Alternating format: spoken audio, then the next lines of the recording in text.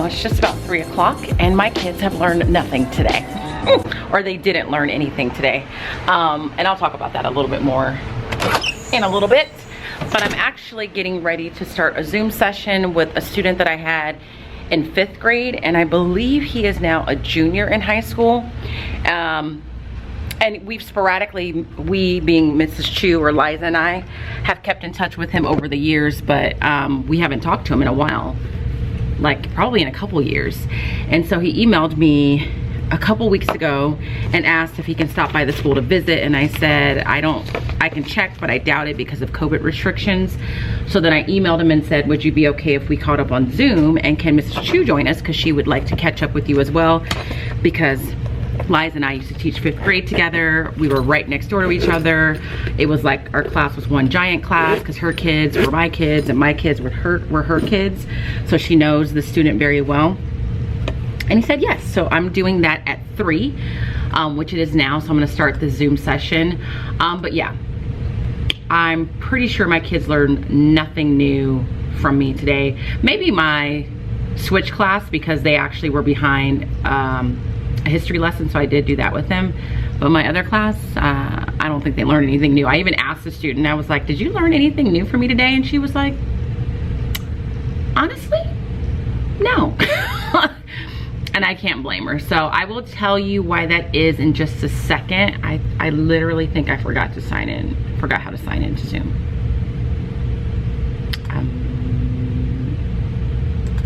There we go. I'm gonna get this started, and when I'm done, I will check in with you.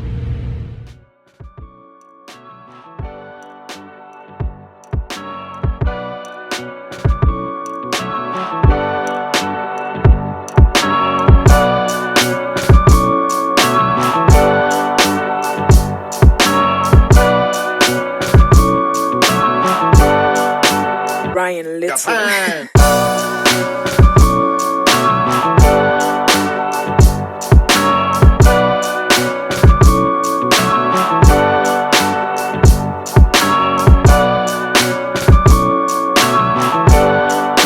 It's 5:52. I'm still at school. I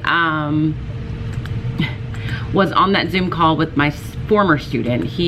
I don't know if I recorded this clip, but I swore the student was still in high school, because I haven't physically seen him in a couple of years. And when he got on, I was like, why do you look like a full-blown adult? And he was like, because I am. And I was like, how old are you now? And he's 19, so he is out of high school. It's almost as if I just stunted his growth in time. But he's 19. I had a really good time catching up with him and Liza. He is going to be starting his sophomore year at UCSD pretty soon.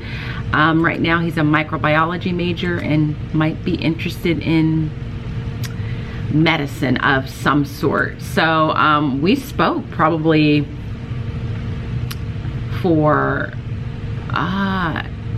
it had to have been like almost 2 hours, like an hour and a half or so. Let me see if it says on Zoom. 118 minutes, so almost 2 hours. I was on that Zoom call with that student, which is fine because we got to catch up, and as I always say, it always means a lot to me that someone would take the time to try and contact me and reach out to me, especially given the fact that I had him in 5th grade and he's now heading into his sophomore year of college. So I'm always honored when someone cares enough to want to kind of check in and say hello. So he's going to be starting his 2nd year of college in a few weeks. So I told him, make sure you contact Mrs. Chu and I and let us know how it goes, because we want to hear, because his 1st year of college just wasn't what, you know, one always hopes and dreams it will be when you're like working towards that because of COVID. So we just had a good time catching up. And then as far as why my kids didn't learn anything today, really, my one class, my switch class, got the history lesson they were behind on. It's because we had library today in both classes, and that is about a 50-minute block. This was their first library trip of the school year. We will only be able to go every 3 weeks, I think, just with the schedule of the librarian trying to get each class in. And so we had to go, be oriented, and then of course kids needed time to select their book. And then by the time we left in each class, it was either the end of the class period and time for lunch, or it was the end of the day. So it's not really my fault. Like, that was just the way that it is. And now I know on library days, because I've never, since I've taught middle school, library was never scheduled for me to take my actual classes to. It was always scheduled during my elective, and it really wasn't a big deal if you lost elective class time because it's an elective.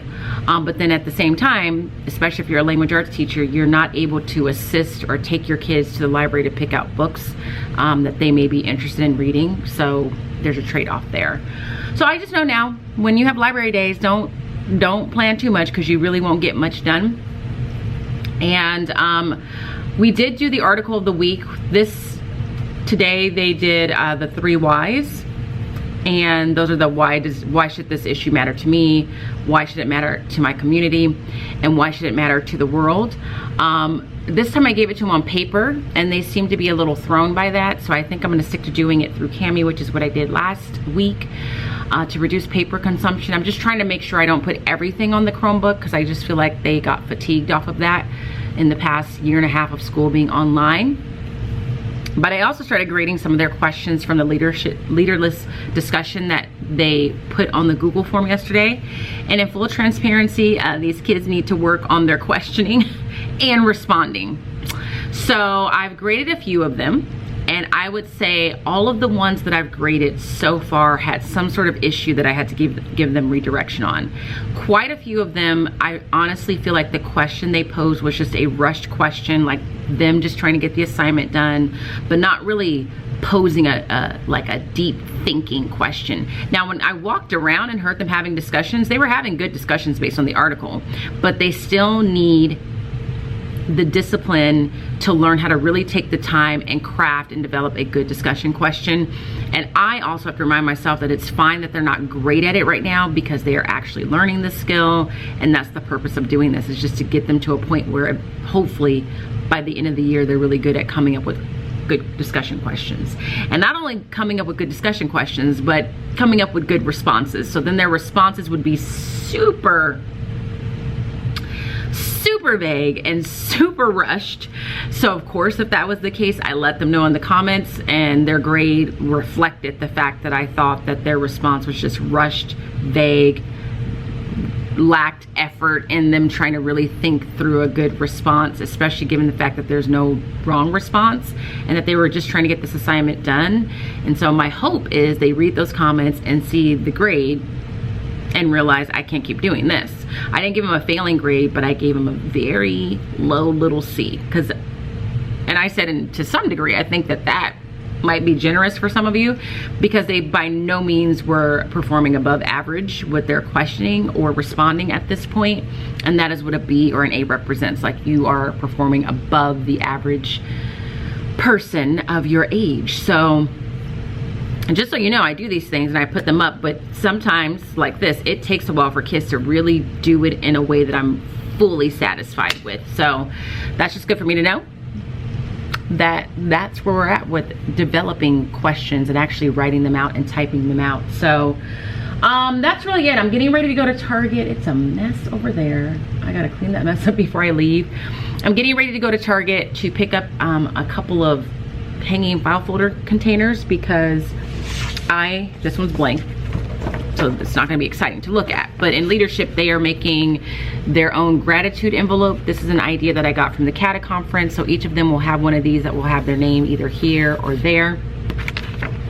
And the premise is throughout the year that students, if they want to send a nice note to a friend of theirs in leadership, words of encouragement, a little note of recognition for anything they've done in the course of this class period, that they would write it. It can be anonymous, or they can leave their name on it, and they would secretly put it in this envelope, and that these envelopes just are collecting notes all year. And at the end of the year, as we're wrapping things up and saying goodbye to one another, we all have these lovely little notes filled with, or these lovely envelopes filled with notes from our classmates and peers. So they were just decorating their envelope today. And then they also took an assessment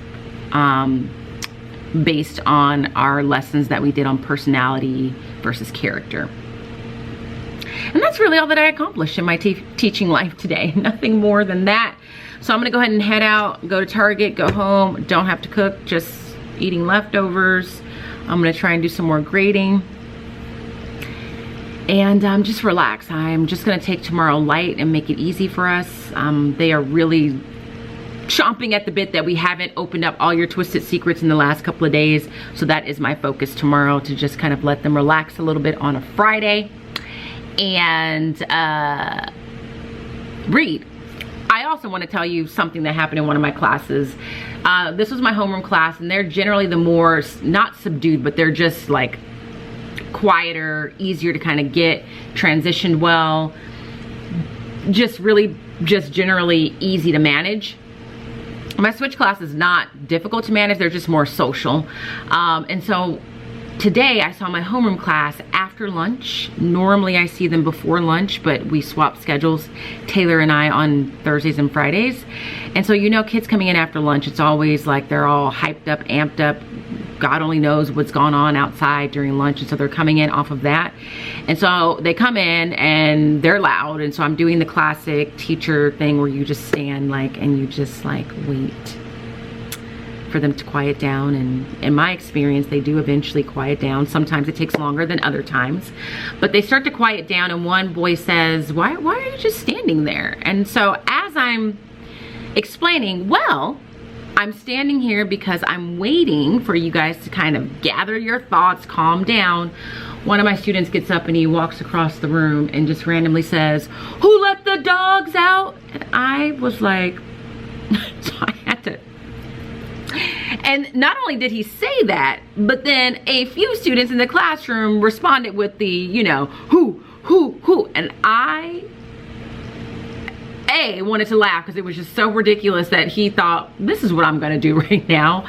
But I didn't. But I did like tell them, like, the moment that I'm like talking to the class about our need to like calm down, simmer down, so that we can get our afternoon together started, would not be the perfect time for someone to walk across the room and say, who let the dogs out? Nor would it be the best time for classmates to respond with who.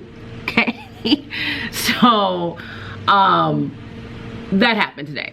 So my classes are not always, I know they seem so like constantly on it and sweet in class, but my class is just like any other class where they have their moments where they like lose sight of where they are and what they're doing, and that was one of those. So they fixed it. We went to the library after that and they got compliments from the librarian because they did well in there. But that was my Thursday. I'm glad tomorrow is Friday. So I'm gonna end the vlog here. If you enjoyed today's vlog, please give it a thumbs up. If you're not subscribed, make sure you subscribe. And if you're not following me on Instagram, head over there and follow me at Smarty Style. As always, I hope that you guys are well. And if you're not well, please be well. And I will see you guys tomorrow.